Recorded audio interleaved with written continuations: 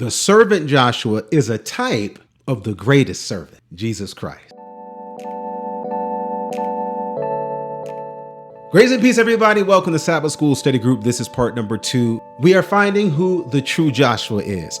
The true Yeshua is Jesus Christ. He's the only one. And in the relationship between what Joshua did in his life and what Jesus wants to do in our life, the only thing more amazing than that is that he wants you to be a type. God's desire is that you would be a type of Christ in the life of others. Now, before we get into this, I want to thank you for watching. We appreciate you. In fact, subscribe to this channel, hit the like button, stay connected so that God's light can keep shining on your life and then your life can shine on others. And if you'd like for us to come where you are, your church, your school, or your group, send us an email. That email address is contact@changeministry.org. The Bible is very clear to describe Joshua's role when he ministered or served on behalf of Israel.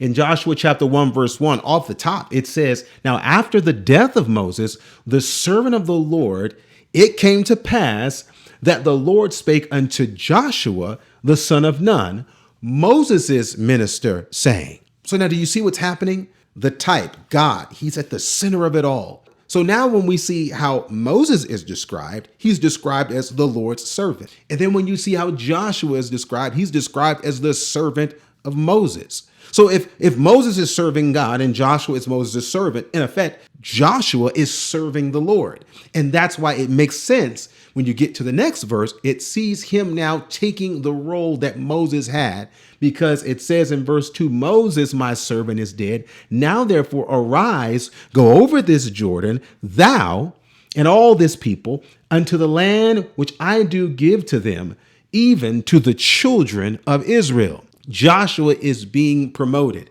And I'm hesitant to use that word because when I say promoted, it almost seems as if you're from a bad to a better state. But that's not really the case in the eyes of God. David said, "I'd rather be a doorkeeper in the house of the Lord than anywhere else." Anytime you get to be in the presence of God, every position is blessed. So now Joshua transitions into filling Moses' space. He picks up the banner, and Joshua serves the same one that Moses served. Now, Joshua is a type of the true servant. So if that's the case, we should see the Bible describing Jesus as a servant.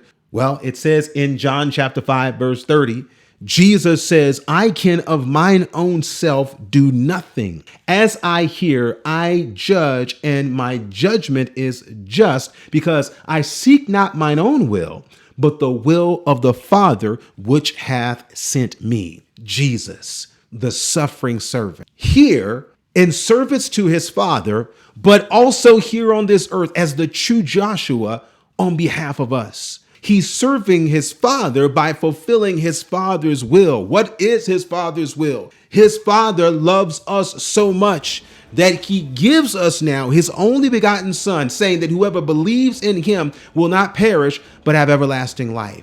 Jesus is the fulfillment or the revelation of the love of God, not just for Jesus, but for you. This is why he's the true servant. And this is why he is worthy of all our allegiance. And anything that we see, again, in the ministry of Joshua and his desire to stand up and to lead a people out of captivity and into Canaan, he was a reflection of the Jesus that you can have in your heart today to lead you from your Egypt and into God's Canaan.